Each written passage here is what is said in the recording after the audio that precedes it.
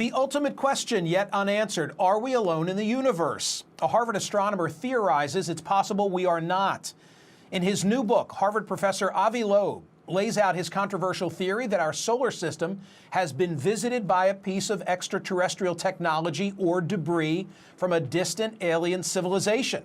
This object was first spotted in 2017 by a telescope in Hawaii, where it got its nickname, Oumuamua, Hawaiian for scout. Its unusual speed and trajectory didn't have any markings of traditional asteroids or comets, stumping astronomers. He's written several books and hundreds of academic papers on topics like the early days of the universe, black holes, and the search for extraterrestrial life. He's collaborated on projects with Stephen Hawking and chaired Harvard's astronomy department for almost a decade, serving longer than anyone in the department's history. Now he's the author of Extraterrestrial, the first sign of intelligent life beyond Earth. Astrophysicist and astronomer Avi Loeb joins me now to state his case. Dr. Loeb, welcome back. What happened in 2017? Well, thanks for having me. In 2017, October, we spotted an object that came from outside the solar system close to Earth.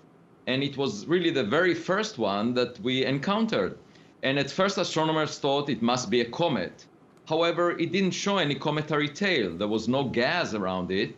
And then it also exhibited an extra push away from the sun. But without a cometary tail, there is no rocket effect. And the question was, what gives it this extra push? As it was tumbling, it looked as if the object has an extreme geometry, most likely flat and much longer than it is wide, at least by a factor of 10. And it also came from a very special frame, the one that is obtained by averaging the motions of all the stars near the sun.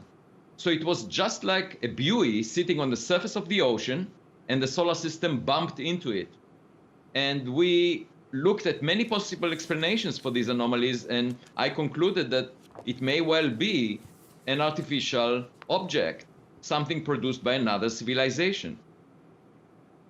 There are a number of images in the book, which, by the way, I've read and enjoyed, and one of them shows an artist's impression of Oumuamua as a light sail. Can we put this up, Catherine, alongside a conventional rendering of the object as an oblong, cigar-shaped rock? Tell me what we're looking at in that image as we put it on the screen.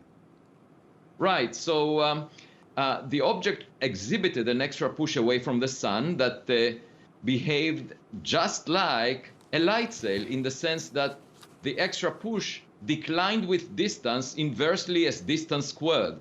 And it's just the force of light bouncing off its surface, pushing it. In September 2020, we discovered another object that behaved just like that, with no cometary tail and showing the push from reflecting sunlight. It turned out to be a rocket booster from a 1966 Lunar Lander Surveyor 2 mission. And so we know that we produced the rocket booster ourselves. It's artificial in origin. We don't know who produced Oumuamua. You say in the book that many of your brethren disagree with you.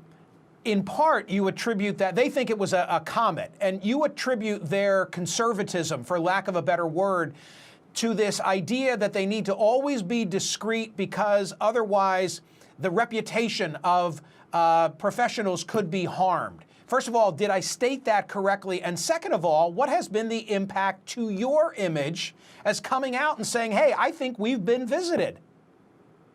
Yeah, so I view science as maintaining my childhood curiosity.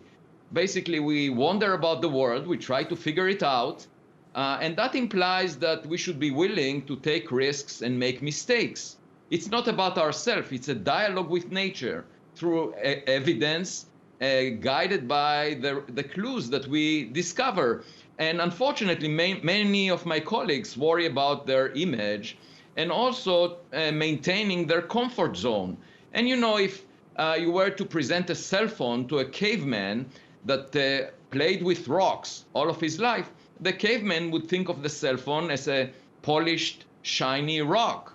And so it's quite natural to stick to old ideas, but I don't find it speculative at all to imagine that we are not the smartest kid on the block.